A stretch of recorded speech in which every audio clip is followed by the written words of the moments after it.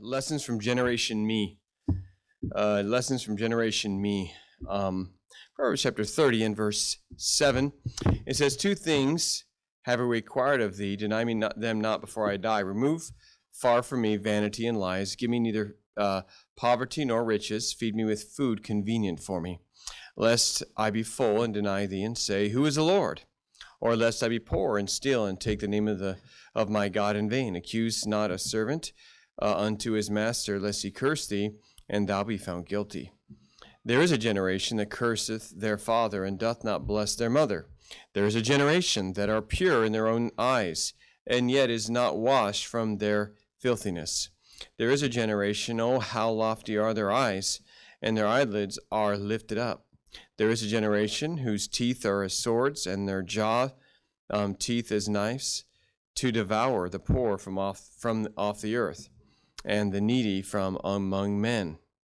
Let's go ahead and pray, and then you can be seated afterward. Lord, we pray for power tonight. Thank you for the Bible. Thank you for the truths of it. Lord, we'll be all over it and looking at just some principles. I pray tonight that, Lord, you would help us to help the next generation and some of the other generations if they aren't careful. And I pray that your Holy Spirit would please empower this message and help it to be something that each one of us gets something that will be important for us to remember, for us to do, because each one of us can do better at these things. And please speak in a mighty way in Jesus' name. Amen. You can be seated. And we talk about there is a generation here, and and a certain generation is going to be doing these things. They're negative things, and we'll go through those things a little bit. Generations, just a study of it is fascinating to me, and I get to watch it more in American history because I love history, but it's fascinating to see what parents did, what grandparents did, what the priorities were, what the nation was like, and what it produced in each generation, and what they produced. I've studied that a lot and watched that, and I want to say this message is not going to be bashing a generation at all. I don't mind the millennials. I don't mind the Generation Z, they call it, since we're separating all these generations and stuff. They're about what I expect them to be, and they're like every generation. There's different spectrums of good and bad. You can have the greatest generation, a bunch of bad people in it, because there's humans in there, and you can have a terrible generation with some outstanding kids and things. And we have good kids in our church, a lot of younger people in our church, and we're proud of them. We like them. We're close, and I have a good relationship with them, and they like me most of the time, especially when they can raid my fridge in my office there, but we like the kids there. But there are things that we come up on in every generation, and the baby boomers had a lot of problems. One of the first times in history you ever had one generation better than the next in most ways was my generation. Actually, was better than my parents' generation. Baby boomers were a disaster. My generation, actually, strangely enough, has a lower divorce rate and has a lot of positive things. They actually learned something from their parents, and they learned from some of the bad things. The baby boomers really were a mess, and not all of them. There's some great people from there, but there's a lot of them that were, and then my generation came along. And then we started having kids. My generation. And those are the millennials that have come along, and the millennials are what I expect them to be with what the world is like and what everything says right now and the way they're treated, and then they are starting to have children. And basically the way that it's been broken down is if you're born from 1965 to 1976, you're Generation X, which is me. If you were born between 77 and 95, they call you a millennial. If you're born between 96 and today, you're Generation Z. That's kind of the way they classified it. It's not that tight. Oh, I was born in 95, so I'm like this. I'm 96, I'm like this. No, it's not like that. But cultures change in certain periods of time. There's a certain generation in America where America went from being a rural country to being a city, to being an urban country. And that changed the generation. Just kind of changed the way people were because of circumstances and things. Technology has changed generations. The demasculification of America, where we attack masculinity, has changed a generation big time. And so a lot of things come in, and factors come in are like that. I thought an interesting where I got my title is, and it's just something that's part of our culture, is Generation Me is a title of a book by a psychologist named Gene, I think you'd say the name Twang. And it's not a Christian book at all, but the subtitle of the book is Why Today's Young Americans Are More Confident, Assertive, Entitled, and More Miserable Than Ever Before. And she takes studies from 11 million respondents over decades and seeing what they say about certain things. And just looking at that and what people said before and what they're saying right now. Again, it's why today's young Americans are more confident, assertive, entitled, and more miserable than ever before. And I'd say it's accurate. And again, I'm not attacking you, whether you're 15 or 25. I'm not attacking you at all. I'm just, that's where we live. That's kind of what it's like. I have to reach the generation coming up. I have to reach the next generation. A lot of churches hide their head in the sand and say, well, that's just the way they are, but their souls have got to be reached. And I don't have a problem, to be honest with you. Our church doesn't, we don't lose teenagers. We don't have teenagers who hate the preacher and hate the church. Our teenagers generally like the church, and we have a good relationship with them. But I constantly struggle trying to, not to preach. I'll just preach. I'm going to preach no matter what generation's in there. It doesn't matter. We preach the same.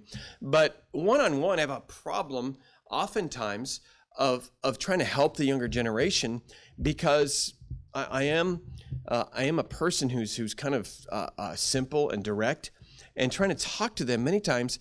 I find, and this is not a complaint, this is a grief to me, is I find that they are not strong enough to handle the truth. And so I have a problem because they'll crumple if I give them too much. And I've tried to work around that and try to figure it out, and we're still trying to figure it out and get it down, because it's a generation that there's a big problem there, that you've got to be very careful about their feelings. Because they'll say, I didn't know what to do. And then you tell them what to do, and they say, you hurt my feelings. And then they can't do it. And so you got to be careful about these things, and we look at these things, and we have two generations growing up now, and I want to talk to you now. I'm going to give a bunch of things for you to avoid because of the generation you live in. But I want to say this: even you old people who are 50, and you old people, even you can have these bad characteristics because they're human characteristics. But I'm going to give you some things that are probably things now that you people who are younger, you're going to have to deal with, not because you're a bad person, but because that's what's fed to you all the time. That's what's fed to you. That's what you've been trained by society to be like. And there's a lot of problems with some of those things. There are some good things. Like one of the things I like about millennials is millennials in job searching, they're very much altruistic. They want to work for a company that's going to change the world and help society. Where my generation probably just wanted the job that paid the most. But I like that about them. They want to. They say, I don't like that company. That company, all it is about profits, and I want to work for a company that's feeding people. Okay, that's good. That's virtuous, and I like that, and that's good. There are some good characteristics, and that's great. Come work for the church, and we'll pay you almost nothing. You can feel good about it. But that's okay. I don't think they're all bad, but there's some characteristics that I want you to avoid because it's fed to you and you've been trained this way, and your generation has been taught this way. I'll give you some illustrations of that, but let's go to some signs of a bad generation. We see it in chapter 30 here, and it says here there is a generation that does a bunch of things, and we read this in these verses. Let's start at verse 11. There is a generation that curses their father and doth not bless their mother. A sign of a bad generation is disrespect to parents. It is disrespectful to parents. And I want to say that respect for parents is not just a Christian thing. You can go to countries in Asia that are not Christian, and they respect their parents more than Americans. Is that true, Tachua? Is that true in Japan? And a whole bunch of our immigrants and they always, when I talk about parenting, the way kids act, they always nod because their country is like that. It's not necessarily a Christian thing, but a generation can be taught to be disrespectful to parents. Okay? And that's a bad sign of your generation if it's disrespectful to parents. Number 2, they're self-righteous when they're actually filthy. Verse 12, there's a generation that are pure in their own eyes, and yet have not washed from their filthiness. They will tell you how good they are. And you're going, you think you're good? You think you're holy? And you'll see people who are more holy than that. And you'll be, wow. They're humble about it. And this person is bragging on themselves and they don't even realize they're not that holy. And they will always say, I'm doing good things. They'll proclaim their own righteousness. And that's a common thing of a bad generation, is they're self-righteous when they don't have something to be self-righteous about. Another thing is they're proud. And this is going to be a lot in the sermon because it's a lot of the verses we're reading. But verse 13, there is a generation, oh, how lofty are their eyes, and their eyelids are lifted up. There is a generation whose teeth are as swords. How lofty are they, and how often their eyelids are so lifted up, and and they're very proud. But I want to say about that, the amazing thing, and this is an amazing thing, okay? In past generations, a guy would go out and he'd build a business and he would buy his nice sports car and he would get his degrees and he'd go around and brag about them and you know, nobody kind of liked him and kind of said, all right, that guy, you know, you got a nice car and yeah, you're rich, but you know, and we didn't like him because he's proud. The weirdest thing happened now is people will brag about themselves with no accomplishments. It doesn't say they're proud of what they've done. It just says how proud is this generation? How lofty are they? It doesn't even say they're proud of what they did. You'd be amazed at a 17, 18-year-old how they'll tell you all about life and how much they know about everything. And they can advise you on anything you're doing. They can tell you to run your business. They haven't even run a lemonade stand. And they'll tell a guy with 100 employees, oh, you don't know how to do that. You need to treat your employees like that. And they're proud. They're the best at everything. Just, matter of fact, don't even ask them. They're going to tell you anyway. And that's a sign of a bad generation. By the way, do something. Don't brag on yourself. But if you're going to brag on yourself, at least do something first. Okay? And next, they're vicious. Especially with their mouths. By the way, I don't think our generations right now are vicious. They're very docile, but their mouths are. And by the way, that's a lot of generations. A lot of people are very damaging with their mouth. And there is a verse 13. There's a generation. Oh, how lofty their eyes, and their eyelids are lifted up. There is a generation whose teeth are as swords, and their jaw teeth as knives, to devour the poor from off the earth and the needy from among men. Nowadays, I don't think we have people whose mouths are that lofty. It's their fingertips are that lofty and vicious. They're vicious on the internet because they're not brave enough to be vicious in front of somebody.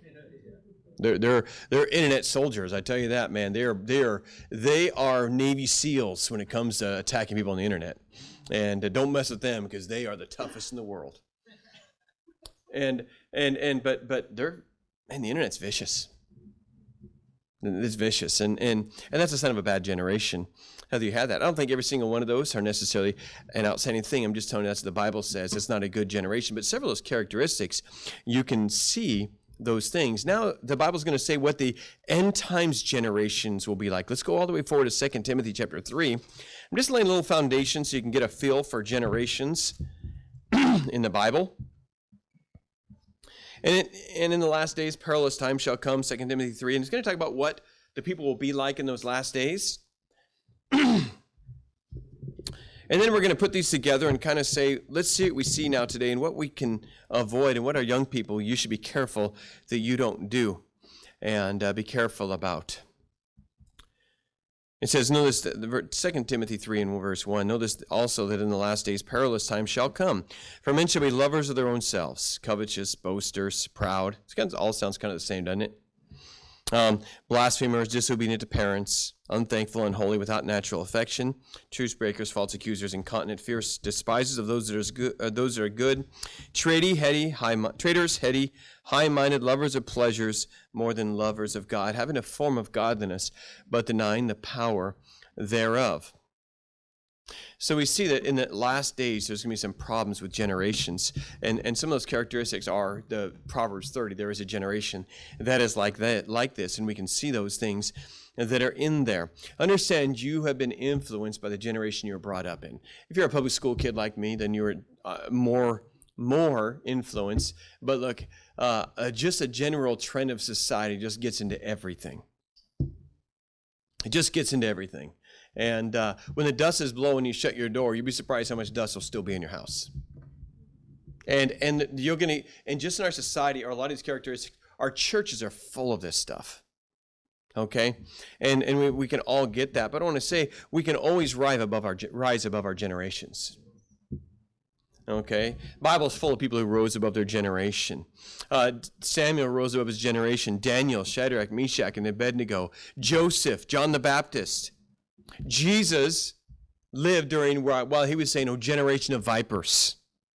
You always seek for a sign. You devour widows. This generation will not accept the sign that they get." And in that generation, there was Jesus, there was the apostles, there was great people who rose above their generation, because you can always rise above your generation. You can always do the right thing, and you can always stand strong, even if your generation has some flaws. And I want to say, all of us can do those things. We can be in a generation of vipers and have great victory and serve the Lord, just like Jesus did, like John the Baptist did, like the apostles did, like Mary Magdalene did, and many others. We can rise above. And so I want you to rise above. I want you young people to not be influenced in a bad way by their generation. I'll tell you a story. I think I might even told this in church, because a fascinating conversation. One of my good friends, Pastor Roman White, he's my age, and he was talking to a teenager, and he's telling a story about one of us doing something stupid, because we did a lot of that when we were young people. And he was telling a story that they said one of us tried to jump something and fell and didn't make it, and then fell down on the ground. And we did what we did back then is we laughed at him. We laughed at him. And the teenager, church kid, said to them, "That is so mean. You guys are so mean back then. You laugh at somebody when they fall down?" And he said, "No, it's a good thing." He said, "Look, in our generation, you'd be around there with your friends, and you would go, and you'd try to jump across the creek, and you didn't know if you can make it or not, and you say, 'Watch this, guys,' and you'd strut up there, and you try to run and jump across the creek, and you take a big leap across it, and you get one foot on there, and then go, whoa, and all of your friends would go, 'Ha, you idiot,' and we laugh at you. And what it did is it made it so you realize, if I don't make this, I'm never going to hear the end of it." And you know, what you did is you would say, "Oh man, should I do this?" Because you wouldn't believe it. You'd go and you'd try to jump across the creek, and you fell in the water, and you fell on a rock and broke your arm. What did they do? "Oh, you poor thing." No. We laughed at you. And we made fun of you all the way to the hospital. We took you to the hospital. We made fun of you all the way. And then you say, "Okay, don't tell anybody what happened." "Oh, forget about that. We're going to walk right up to the girl you like at high school and say, 'Hey, guess what he did? Guess what, you know what he did? He jumped across the creek, fell right in there. I got pictures." And you say, "That's so evil." No, because people do nowadays, the dumb things nowadays, and nobody stops them. There's no consequence. Back then, you were more afraid of your friends mocking you than you were breaking your arm. Because everybody would make fun of you. "Hey, man, nice jump. You want to jump across my ditch?" And that'd be the whole next day at school. And you say, but here's the problem. That's the way we grew up. And we found out you do dumb things, you fail. Yeah, people are going to laugh at you. And you found out, you got to think about things. And sometimes you got laughed at. You'd play king of the hill, and you'd be on top of the rock. "Yeah, I got everybody." And you and me watching behind you. Some kid knock you off, and you fall flat on your face, and everybody laugh at you. You know what you had to do? You had to get back up and go knock the guy who knocked you off the rock. You say, "What does that teach you in life?" Okay, so nowadays, I have kids come to me and say, "I can't find a job." "How many jobs you applied for?" "I don't know. 2. "Well, go apply there." "I don't think they'd hire me." They're afraid to fail. And they get wounded so easily. Look, we got wounded all the time by our friends. And so we learned, what do you do when somebody makes fun of you? You go practice all week long until you can make the jump across the creek, and then you bring your friends back. And then you know what happens? And your friend says, well, if you can do it, I can do it. And then they go try to do it, and they haven't practiced. And then they fall in the creek, and then you laugh at them. But you know what? You learn that sometimes you fall on your face, and sometimes it's hard in life, and sometimes you don't get the job, and sometimes people laugh at you, and you know what? You get back up. And you tough it out. But in that whole conversation, it's going, that is so mean. If you do that to people, they're going to get hurt, and they're not going to try anymore. No, because we were used to things happen bad, and you overcome. But nowadays, with participation awards, we didn't have participation awards. You came in last, they laughed at you. The guy who was really fast and first, he would come back around and lap you. Just for fun. And so what'd you do? Did you stop and cry? No, you ran as fast as you could, and you tackled the guy. But you didn't just sit around and whine. You said, life's tough. People make fun of you. You do dumb things, bad things happen. You know what? People make fun of you. You got to live your life. My girlfriend broke up with him. What are you going to do? And you sit around all day and you put pictures of Facebook and suicide notes on Facebook because your girlfriend broke up with you. Because you can't handle it nowadays. Because you got participation award because you tried hard. And you never feel bad. And you never fail. And you never have to get back up. You never got socked in the nose and then you had to get back up and hit the guy back. I'm not endorsing that. Okay? But I'm saying when the generation gets soft, and so we had a generational difference of my generation where there was no sympathy and you had to tough it out. And nowadays, goodness, if somebody fails, you can't even say, so you failed. I didn't fail. Don't say I failed. And you got to hide the sharp objects because they cannot possibly feel bad about themselves or feel like they failed. And it never makes them rise. Like if you're strong, failures may either do better. Okay, I'm going to go practice jumping the creek all week long. And so when you have the generational differences, you realize, okay, I don't want to be that way where if I fail, look, I remember I was so funny. One day I said, how many of you in this church have been fired from a job before? And a whole bunch of people who were very successful business owners raised their hands. It cracked me up. And I thought, goodness, got all these people who are successful and doing great in life. I'd never thought they'd been fired, but they got fired. And you know what they said? I better do better next time. I got to get up in the morning or I got to go work harder. And they overcame it. And so that's you see the generational difference where now because we're so afraid and we feminize our society so much that if you poor little thing, you stumbled your little toe. Oh, come here, baby. Oh. And Johnny has never had to suffer through anything and never had to conquer anything. And when he, look, we've had things where kids in school, in public school, and we've known these kids and they didn't do their work in school. And the school just wouldn't flunk them. Just wouldn't flunk them. And I love the kids. And I'm going, flunk them. Why? Because that kid has to learn consequences. But if he flunked them, they're going to feel bad. And they might not go back to school. And they might have emotional problems. And they might, look, their boss is going to fire them if they don't do their work later. And there's bigger consequences then. They've got to learn. And you know what you do when you flunk? Go take the grade again. But it's so about how we feel now. And I don't want to feel bad about myself. And I got to have positivity. And don't say anything bad about me. Look, you did something dumb. Fix it.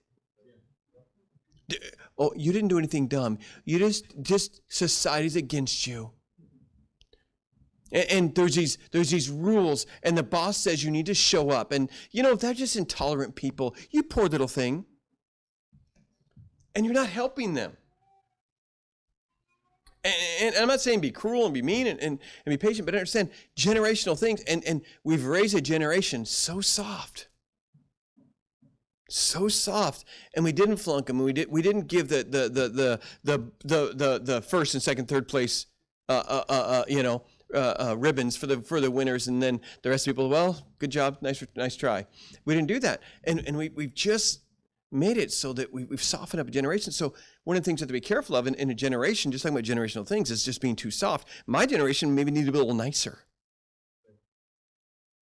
And not quite so mean. I mean, you know, and learn that generations need to figure these things out.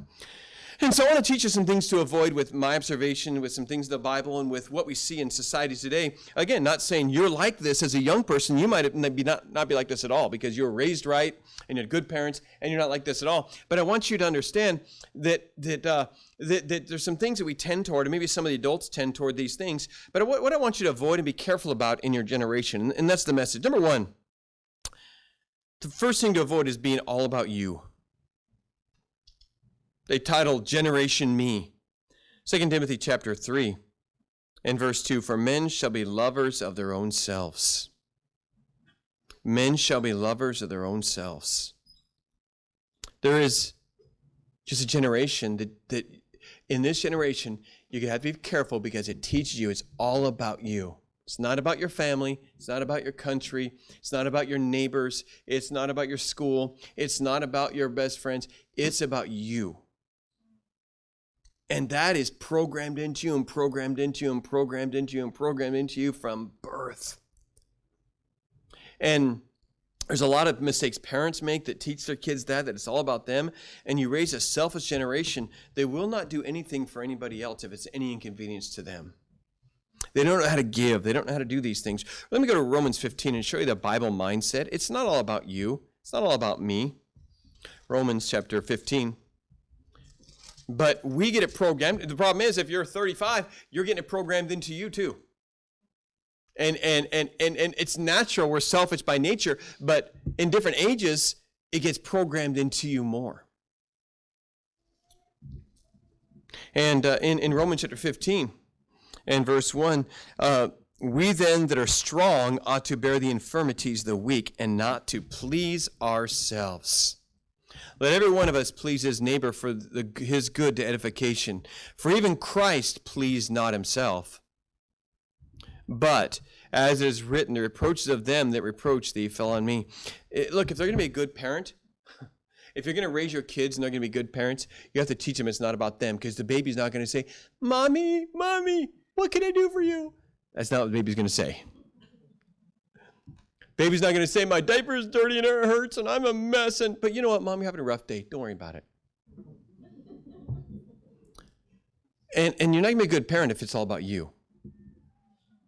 And you're not going to be a good soldier. You're not going to be a good citizen.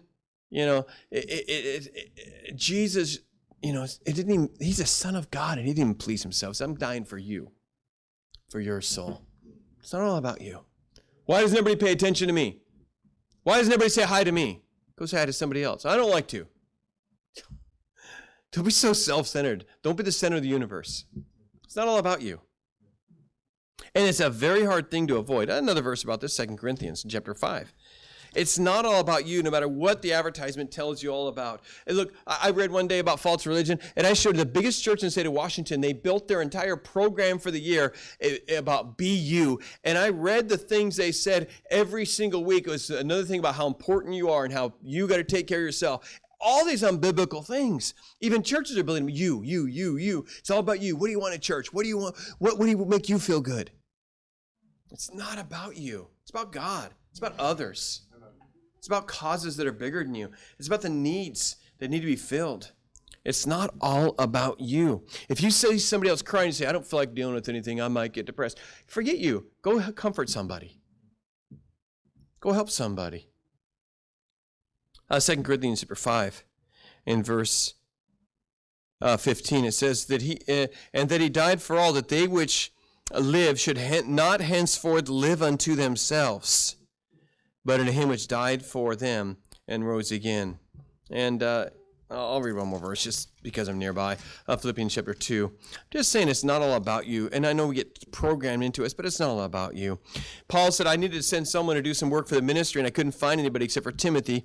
And he says, Philippians 2:20, he says, for I have no other man like-minded who will naturally care for your state, for all men seek their own, and not the things which are Jesus Christ. It says in Acts 13:36, David served his own generation by the will of God. The World War II generation went there willing to die because it wasn't about them, it was about their country and the world. They weren't just thinking about themselves. I don't know how we're going to raise soldiers if we ever have to have a war again.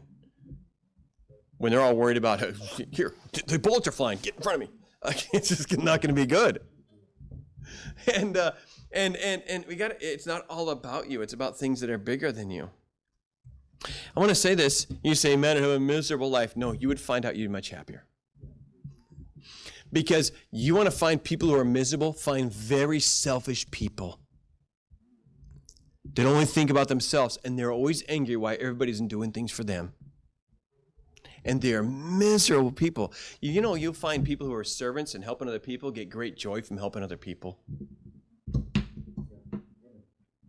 It's not all about you. It's not all about you being happy and what you feel like. It's not all about how you feel. There's bigger causes than that. And sometimes your feelings will be hurt, and sometimes you don't feel like doing something, and sometimes you feel like nobody appreciates you, but it's not about you. Nobody recognized that I fed all those people. All those people got fed. Isn't that great? But nobody thanked me. Not about you. They got fed. Well, I want everybody to know what I did. Well, that's because get you out of there. You were used to feed a bunch of people. Isn't that great? Not if nobody's going to pray. It's not about you. It's not about you. It's about them. It's about them. You take care of the people, God takes care of you. It's not all about you. Number 2, make sure that you are being thankful. Back in 2 Timothy 3:2, you got to be careful not to be an unthankful generation. It says in verse 2, it says, for men shall be lovers of their own selves, covetous, boasters, proud, blasphemers, disobedient to parents, unthankful. Unthankful. I don't think, actually, the truth is, my experience right now is that the younger generation is really not all that greedy and not all that after money. They're typical, I would say that. They're very typical of every other generation, maybe a bit less. I don't think, so I'm not going to go into the covetous part. It's there, but it's not a big deal. But the unthankful thing. The unthankful thing is a plague on our society. And oh boy, they do not know their country is good and America is amazing. It's an amazing country. I was talking to a man from Congo this week. I was in a business, and I was doing business, and he's sitting across me, and he was speaking a language. I said, what language do you speak? And he says, Lingala. I said, oh, you're from Congo. He went, really? How do you know that? And I said, oh, we have Congolese in our church. And, oh, what church do you go to? I started witnessing the guy. And he said to me in the middle of the conversation, he says, you know, America is so amazing. He says, it's work, but if you'll work hard, you can make it. In my country, you can work as hard as you want. If you don't know the right people, it's so corrupt. He said, America, there's so many opportunities. I'm so glad my family's here. It's so much safer, and there's so many opportunities. I'm glad. Why does he have to be from Congo with all the wars and the corruption in Congo to really be thankful? Because American kids, this country's worse. It's oppressive. It's built on... You don't know what you're talking about, kid. Go travel overseas. Come with me to Haiti. You don't know what a bad country is. You don't know how blessed you are. That you can sit there and rail against your country means you're in a great country. It's when you can't say anything against your country, you're in a bad country. It's an amazing country. Our poor people have an obesity problem. There's 13 million Americans living in poverty. Baloney. I've been in the poverty areas of America forever, and I've been in the poverty areas in Africa and Haiti. They're not the same. Some people have swollen stomachs because they have bula and because they're starving to death. Other people have swollen stomachs because they're fat and they ate too much. And they're stuffing their face full of Cheetos and pizza. And I want to say, you get unthankful. You come from a pretty decent home, and boy, your parents aren't perfect. But imagine that. I bet you when you're a parent, you won't be perfect either. My parents, you know what? They do this and this and this. You have parents? You say plural? Yeah. Oh, so you have a mom and dad at home? Yeah. Oh, so you're pretty blessed. If you didn't have that right there, you'd be 600% more likely to be in jail. You got parents? Oh, that's good. They abuse you? Well, they don't abuse me. But you know what? They make me clean my room every day. Goodness, you need counseling. And they don't appreciate their home. They don't appreciate it. What is this? What's this food on my plate? Oh, you give me broccoli? You have food. And your mom cooked for you. Did you tell her thank you? No, she could have made something much better. Don't cook for the brat. Let him cook his own food. And if he keeps complaining about that, make him buy his own food. Because he's unthankful. He's unthankful. Don't be unthankful like your generation is. You know when someone does something nice for you, don't come entitled. Well, that's what they're supposed to do. No, you know what? If you're at the restaurant and the waitress does a good job, you say, you know, they did a really good job. Thank you. It's their job. You're a spoiled, unthankful person. They could have been spitting your food, and they might. Because you're unthankful. Don't be that way. Look, you're alive. You have good health. You're in a free nation. You have food on your table. You have so many blessings. You have opportunities. And you know what? Your parents at least love you. At least they're there. I didn't grow up with parents there. And you know what? Be thankful. Everything's not perfect. Well, there's some problems. Yeah, there's problems. I guarantee there's problems in your home. I guarantee it. Because you have humans in your home. And I guarantee I know who half the problem is. And there's always problems. And there's always problems in a nation. There's always problems in a church. But be thankful if you have pretty decent stuff in your life. Don't be unthankful. Say thank you to the people who do think, well, that's just a normal thing they do. No. Dad going to work every day is something you should be thankful about. Mom taking care of you, mom working hard, being thankful. And all of us need to learn to be thankful for what we have. Thanksgiving's a good holiday. It makes us remember we got a pretty good place and pretty good situation in life. And a lot of people would trade places with you. You're not an orphan. I've been in the orphanages. Let me tell you, you got it good. You got it good. And be thankful. Next, think about the next generation. Think about the next generation. We'll just go look at 1 Timothy 3 here. Think about the next generation. It says they are without natural affection. That's verse 3. Goodness, it's part of humankind. It used to be, and it's not anymore. And it's unfortunate. It's a terrible thing that's been lost in society. But parents used to live for their children. They used to live for their children. And you know what? I'll tell you a strange thing. Did you know what I've seen? A strange thing happen. I've seen some of the parents who are the best possible parents who live for their children are actually single moms. And it took that to wake them up to say, I don't want my kids to have a life like I had and go through what I've gone through. I'm going to be a great parent. Sometimes it takes that. Sometimes the best parents who live for the next generation. But you understand the immigrants who came to America generally didn't come for themselves. They were going to work themselves to death, but their kids would have a good opportunity. They wouldn't have the serfdom we had back in England. My kids in America would grow up and they'd have a chance to have a good life. And they would wear themselves out and sometimes die worn out at 50 or 60, just making a good life for their children because they think about the next generation. It's so important the Bible has us do those things about thinking of the next generation. I'm going to take you to, let's just go to Psalm. I'll skip some verses, but go to Psalms. In 78. It's important you think about who's coming after you and what they're going to be like and how your kids are going to turn out. That's an important thing in choosing your spouse, is what your kids are going to be like. I want my daughters to turn out like my wife.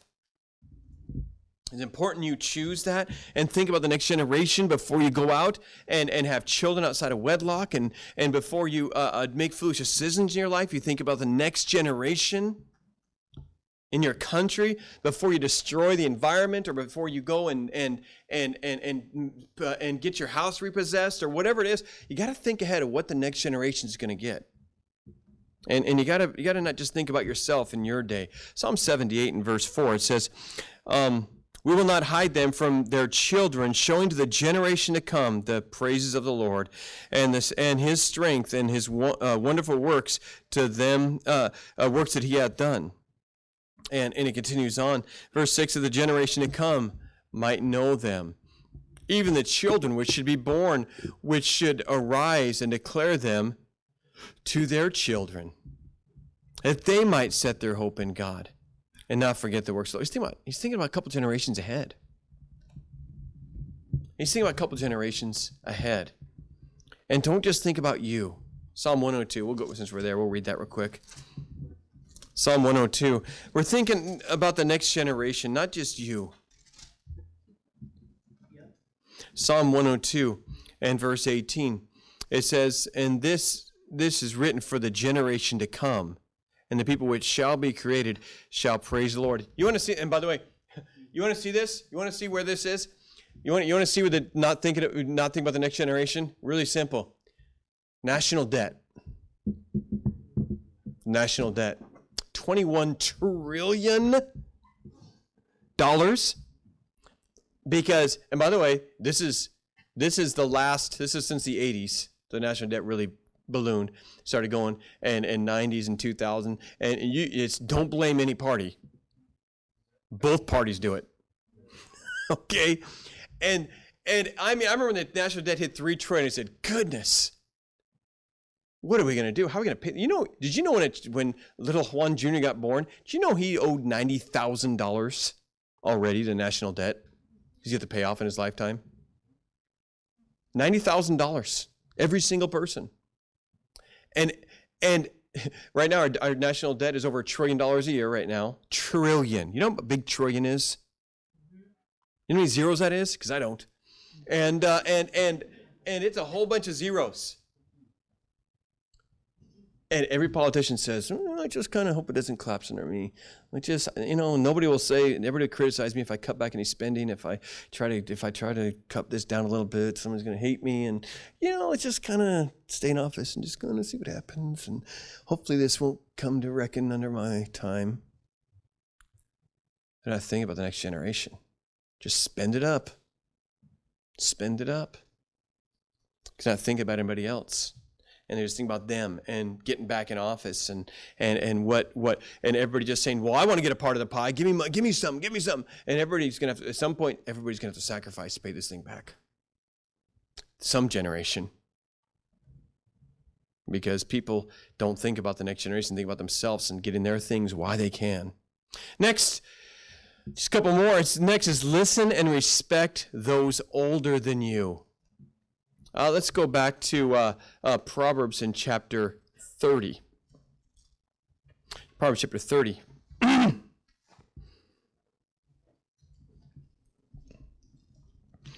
Talking about respect and listen to those older than you. And this one is a problem in this generation. Goodness, is it a problem? Proverbs chapter 30, as we're just hitting the last couple here, verse 10. Verse that's for the last point. Let's go to listen to those older than you. Look at verse. There was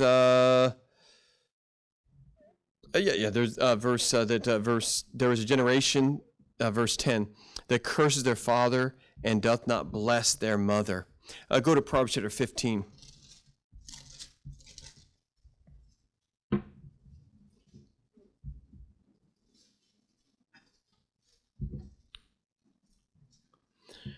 I want you to just get something here. Verse 33, it says, the fear of the Lord is the beginning. The fear of the Lord is the instruction of wisdom, and before honor is humility. Proverbs 18 and verse 12 says, before honor is humility. Leviticus 19:32 says, stand in the presence when older people come into the room. Listen. Okay, let me just embarrass someone here. Daniel, you're 18. All right, you're 18 years old. And your youngest sibling's Noah here. Noah's 11? Noah's 11. When Noah turns 18 in 7 years, do you think you're going to know more than him? Hopefully. Okay.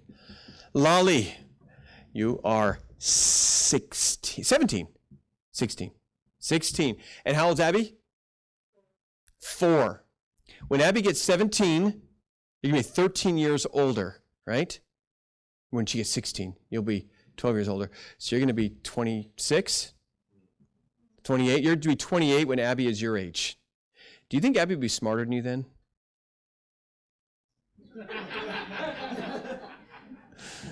Probably not. You probably have learned some things since then, right?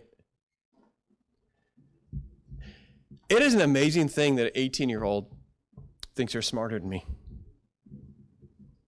Now, I know some dumb 40-year-olds and 50-year-olds and 60-year-olds. Yeah. No names. And but most of the time, you learn a few things between the time you're 12 and 40. But there's a respect. They've already been through things, and they're older, and you don't cut in front of them in line. You don't backtalk them. You don't make fun of their age. You respect older people. And you be humble. Before honor is humility. And the Bible talks about honoring the right people and giving them the proper honor and not being proud. If you're 15 years old right now, or you're 18 years old right now, or 21 years old, well, the 1-year-old, when you are 40 and the 1-year-old is 20 or whatever, you think they'll know more than you? No, man, I already know. I look at the 1-year-olds, I think they don't know anything. By the time, I already know so much right now, by the time they get to be 18, I'm going to know so much more than I know now. Yes. Now let's think this through. So maybe a 40-year-old might know more than... No, they don't know anything. They don't know what it's like to be a kid nowadays. You've never been 18. You're not very smart.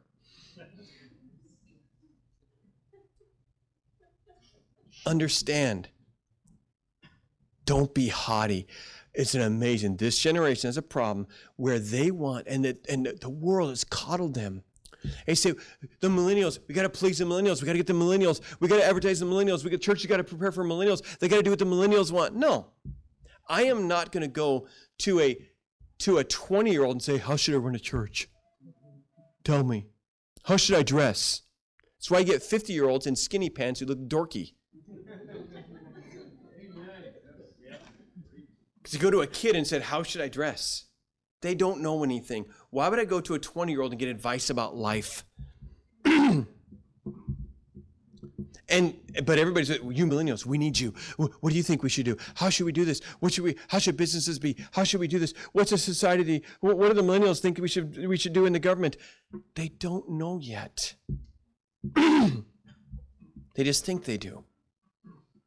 They don't know how much they don't know. Remember how dumb you were at 18?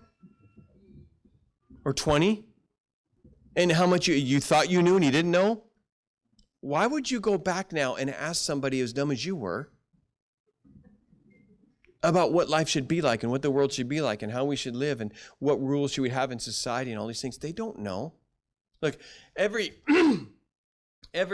18-year-old thinks that their friend who dropped out of school and is having a hard time, if I just give them some money, they'll get on their feet and they'll have a good life and all this stuff. And then they give them the money and they don't do anything. They give them a car, they don't do it. And then all of a sudden, when they're about 23, they say to you, I found out something. You can't help someone who won't help themselves. And you say, really? No, you don't understand. My friend John, man, he asked my help, and I was his friend. I took care of him. I gave him all this stuff, and I gave him. It's easy. I even helped him get enrolled in college. I did everything, and you know what? He didn't do everything, and I wasted a bunch of money and time. You can't help people if they want to help themselves. Really? I could have saved you all that money if you'd asked me. Oh, you don't understand. Okay. Well, hey, ask me later. And tell me later about all these lessons you learned in life. Well, I'll try not to chuckle at you. It's way easier to learn from somebody older and wiser older people. Learn from wiser older people than make every mistake yourself. If I don't change my oil, it fries my engine, man. Really? Nobody ever told you that? No, well, they told me that, but I didn't believe them. Because you know what? Cars are better now. You guys had those old cars that cranked in the front. I'm 40, kid. Come here. But they don't get this haughty thing where you know everything. Listen to older people who are wise, who have their act together, and don't think you know everything. Well, they just don't see. Maybe there's something you're not seeing. You're going to look back and realize, and you're going to be 40 and 50, and you're going to say to some 18-year-old someday, hey, kid, listen, I did a bunch of dumb things. Don't do that. That's going to ruin your life. They're going to say, you don't understand, man. You're going to say, I said that. I was just like that. You're going to do that. Well, it'll be different. Why is it always different with you? Listen and be careful and do those stuff. Let me go to 1 Kings. I'm going to show you this. I'm going to finish up here in a sec here, but and by the way, you 30-year-olds and 40-year-olds can do the same. Every one of these things. You 50-year-olds, 60-year-olds, you can make the same mistakes as these young people. Hopefully, you're smart enough by now not to do this, but age doesn't mean wisdom. It helps if you learn, but a lot of people don't learn from their mistakes. 1 Kings 12. I'm not going to read the story. I'm going to tell you a story. Rehoboam and Jeroboam.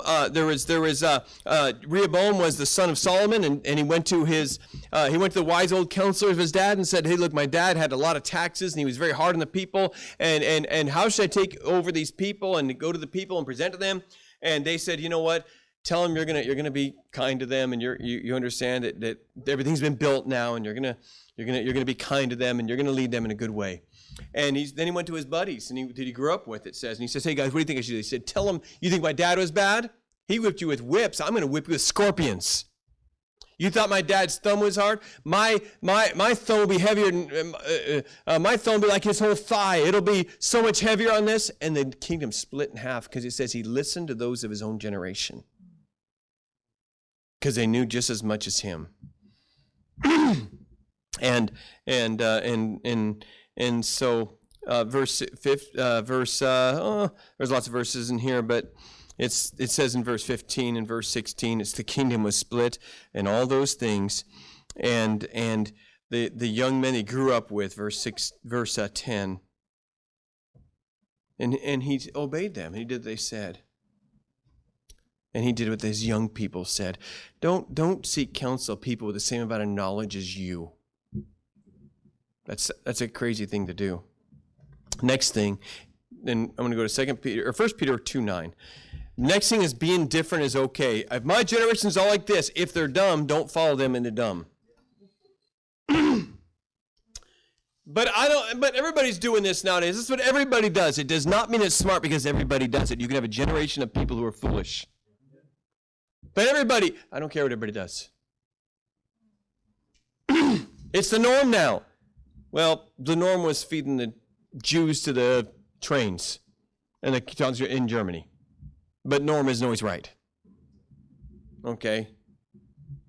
And you want to be something special. 1 Peter chapter 2, verse 9, "You're a chosen generation, a royal priesthood, a holy nation, a chosen generation, a peculiar people, different, that ye should show forth the praise of him who hath called you from darkness into his marvelous light." Let me tell you, you grew up in a good home and are a Christian kid, you are glowing in the society. You look different. You have you don't have the hardened face. You have the glow on you. You have a cleanness and an opportunity and a joy, and you have the sparkle in your eyes still that the world will take away from you if you go into sin. I want to say this. If you have a million gray rocks out there and you have a diamond and a ruby sitting in that field, yes, the diamond and the ruby are different. But they're valuable because they're rare. And they're beautiful and different. And there's nothing wrong with being different in a generation that's foolish. If you're pure and everybody else is impure, you're a treasure. If you're wise and you're respectful, people are going to think highly of you. You got plenty of kids who walk around with their pants sagging down and walk around, "Hey, what's up, man? Who do you think you are?" There's plenty of that. When a kid says, "Yes, ma'am, yes, sir," and is respectful and nice, everybody says, "Wow, that's a sharp kid." It's okay to be different. It's okay to be different. I don't base what we do in our church nor my family on what everybody else is doing. A lot of people are doing dumb things. It's okay to be different. Makes you precious, makes you valuable. A chosen generation, a peculiar people, God says. I want you to be that. Last thing.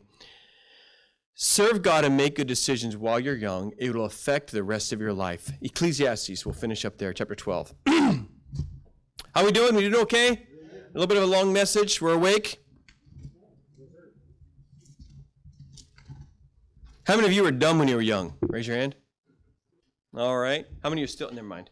How many of you can see the difference in the generation? How many see these problems sometimes? You see it. And that's good you see it. That's a positive sign. Ecclesiastes, Psalms, Proverbs, Ecclesiastes. How many understand that I am not criticizing the young people in our church? I'm not criticizing them. I just want you not to catch this, and you can be of any age and catch what our society is feeding right now. Ecclesiastes 12. I'm going to read this passage because it's all important here. It's just going to say, look, serve God while you're young because you're going to regret it later and have a rough life and an empty life without God. Chapter 12, verse 1, remember now thy Creator in the days of thy youth, while the evil days come not, nor the days draw nigh when thou shalt say, I have no pleasure in them. While the sun or the light or the moon or the stars be not darkened, nor the clouds return after the rain, in the day when the keepers of the house shall tremble, and the strong men shall bow themselves, and the grinders cease because they are few, and those that are that look out on the windows be darkened, and the doors shall be shut in the streets when the sound of the grinding is low, and he shall rise up at the voice of the bird, and all the daughters of music shall be brought low. Just talking about life without God, life with bad decisions. When you get older, you have nothing to look forward to. The birds don't sing as loud. Things are just kind of dark and miserable. It's empty. Right now, remember God while you're young, while you have the opportunities, while you can have the joy in serving God, where you don't regret what you spent your youth doing. Many people in this room who are older now said, I wish I could have gotten saved when I was 5 and grown up in a good Christian home. I would have done things a lot different, had a lot better results in my life. And this continues on, and let me just go verse 6. It says, "Over the silver cord be loosed, or the golden bowl be broken, or the pitcher be broken, or the fountain, or the wheel broken at the cistern. And then shall the dust return to the earth as it was, and the spirit shall return to the God who gave it. Vanity of vanities, says preacher, all is vanity." Verse 13, let us hear the conclusion of the whole matter. "Fear God and keep his commandment, for this is the whole duty of man. For God shall bring every work into judgment, and everything, and every secret thing, whether it be good or whether it be evil." I want to say, while you're young, serve God. I got saved and started serving God at 16, 17 years old. No regrets. I didn't waste my life. And I'm reaping from good decisions when I was young. And I know people in this room have told me stories, and I wouldn't have them tell the stories because the heartbreak that it caused them. But they made bad decisions when they're young, and it's a lot of work now. And they're working, and God's going to bless them, and they're going to have good lives. But understand, it would have been a lot easier to make the good decisions when they're young, instead of making good decisions when you're old and trying to catch up and all the baggage that comes with it. And so while you're young, serve God. Don't say, well, when I'm older, I'll go back to serving God. You're going to find out you lost so much. You're going to find out that there's such a heavy burden. You're going to find out it's not as easy as you think. And you're going to find out that you're going to be wearing those decisions that are going to be dull and gray and heavy. So remember God while you're young, and don't waste your youth on the immorality and the foolishness of the world, and not be able to get all that back. Remember the Creator in your youth, and serve God while you're young. All right. That's the whole message tonight. Just be the right kind of person in the wrong generation. It's good. Let's pray. Father, thank you for the chance to preach your word tonight. I pray that we would. If we're not being wise, I pray we'd be wise. I pray that there's some help tonight for the younger generation would be a blessing to them, and the things they're going to struggle with, not because of their fault, but because of where they grew up and the time they grew up in. I pray that you'd help them to remember you and do these good things and be wise. I pray if some of us who are older are doing some things that aren't wise and have been influenced by our generation that isn't good, I pray we do the right thing, Lord. And I pray we get our mind off ourselves and not be Generation Me. I pray we think about others and just serve you and not be self-centered. Lord, how are we going to have ministry in the future where people are all about themselves? How are we going to reach the world? Where are we going to get missionaries and pastors when everybody's about their own dreams and their own time and their own fun? And they want to watch football more than go to church, and they want to do things for themselves more than serve God. Lord, I pray we would have a generation raised up that aren't part of this generation, but are a peculiar people, a royal priesthood, a chosen generation serving you. Pray this in Jesus' name.